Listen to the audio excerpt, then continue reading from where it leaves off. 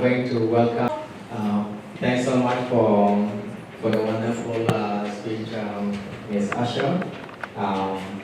It's really great to know your perspective on racism. We're really so indebted to you and to all of our guests and our teams too here. Our second speaker seems to be Dwayne. He's supposed to be representing Aboriginal people of Alberta, but unfortunately seems like he's behind schedule, and also he wasn't really feeling well. You know, with our small guy came from nowhere in the past few days, so he might get affected with it a little bit, and if he comes then that's well. If not, then we're just getting on with our program.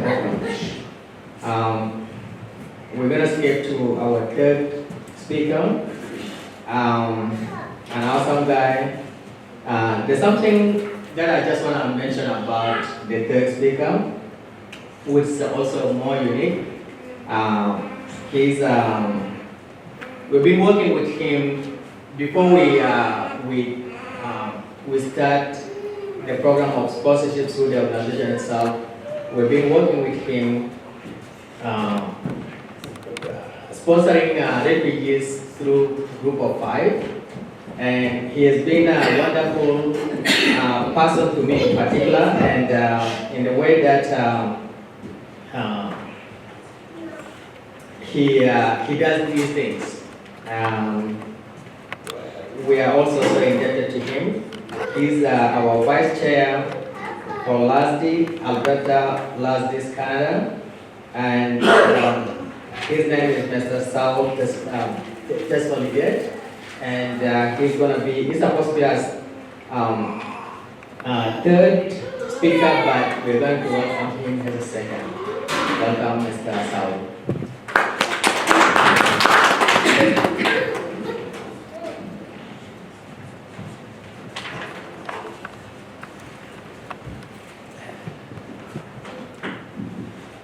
Good morning again. For those of you who came late, I just need to welcome you. We are very glad and happy to welcome you and join our anti-racism educational program. And thank you very much for all the speakers and our chairman, Bako. I don't have a word for him. He's trying to be on top of that. So probably if I start to talk, I will kind of miss lots of words for him, so I just want to thank him. He's my dear friend, my best friend, my brother, and my advisor, so I'm very grateful to have him in my life, so I'm very thankful for that. So anyway, I really appreciate, I'm very happy to hear all those beautiful stories from Lucy and Aisha, if I'm saying it correctly. It's a wonderful thing to be in here today, to listen my brothers and sisters' stories and be part of that.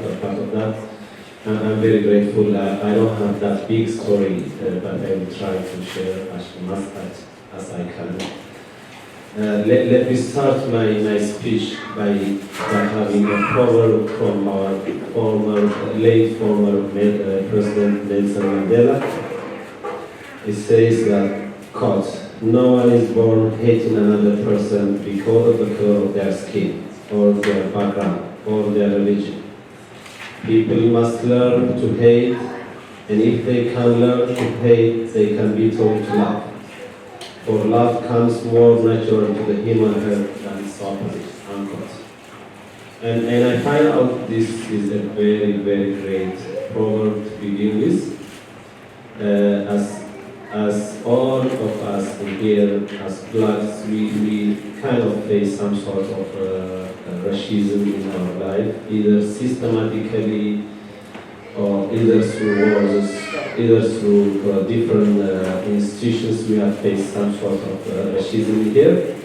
So we are not going to wait for someone to stand for our rights. We have to stand for our rights. That's the theme of today.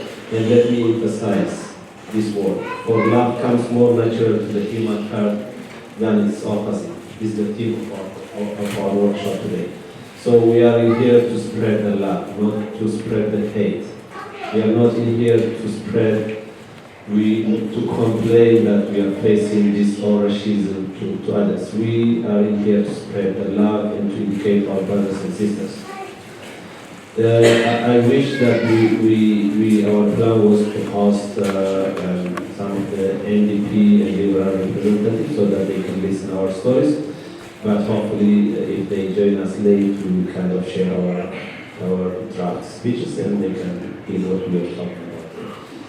So I'm standing here today in front of you to address what so many people of color live with every day. Over the past few years, over the past 7 years, I have witnessed such a horrible experience in Canada, Alberta, where I am living since moving to Canada in particular. When I landed in this beautiful country on June 1st, 2015, my first thoughts were to embrace the culture and learn the norms and ways of Canadian people. I tried to the best of my ability to stand low and start from scratch. But I have never thought I would go down that far to reach my goals in life. Immediately after 3 months, I started my studies at the Northwest College in an open studies format that gives a way to nursing programs. I wasn't surprised to score S in most of my courses since the only thing I knew in life was to study hard and be a better student. That's what I knew. So I wasn't surprised that score S. I would say that I'm one of the outstanding students back home. Unfortunately, after I finished all the open studies, that's equal to 7 courses, I was denied admission to continue my studies. And I was very sad. The only reason for denial was you need to upgrade your English.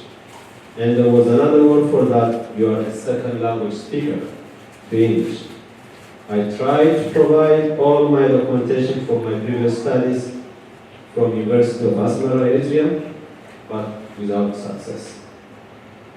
I went through several English programs and they expect me to speak as fluently as someone who speaks only English. But no one knows I do speak 6 languages.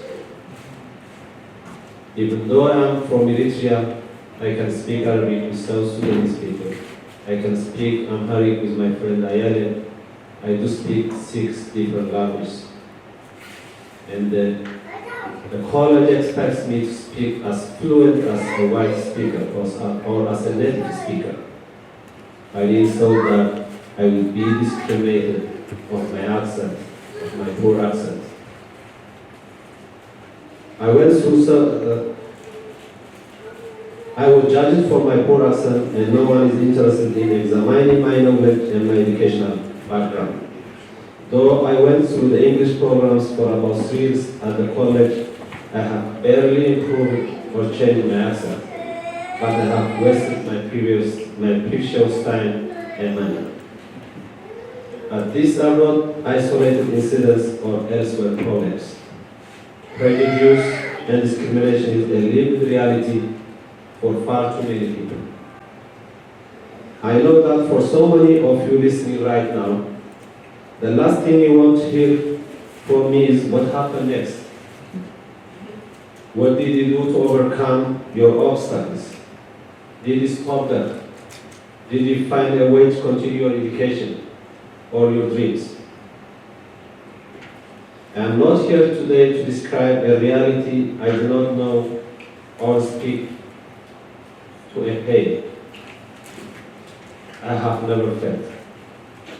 I am here because I want you to know that after 5 years of struggles of being a student, a husband, a father, and a breadwinner for my poor parents back home, I finally announced myself I'm a nurse after being a security guard, a housekeeper for the past 7 years. Thank you very much. And here is facts in Alberta. Anti-black racism is real. Unconscious biasness is real, as our sister Aisha was explaining in depth about it. Systemic racism is real, as I face it at the college. I will just quote one word from back 2016. I tried to explain the head of the registrar at the college. The whole of my life, I went through the English programs. And I do speak as much as you speak, but my accent is not as fluent as you are. You are denying my right to come through the door, but I will come through the windows. And that's what I did. Even though she wasn't happy to say that word, they were still keeping that word on their smart computers to run after me. On 2019, when I reapplied for admission at the college, they remember that word. Are you trying to come through the window? I didn't saw that my words would be kept in the computer to come up against me, but I have never lost face. Yes, I'm coming through the window, and I will be. And I'm here through the window now, going all through the systemic racism that you have in the college, that I went through for 3 years, paying for English, which I have never learned anything out of it. The unfortunate fact is that there is no one cause and therefore no one solution. Racism in Alberta is a complex issue, and it would be a mistake to describe by any single reform as our own solution.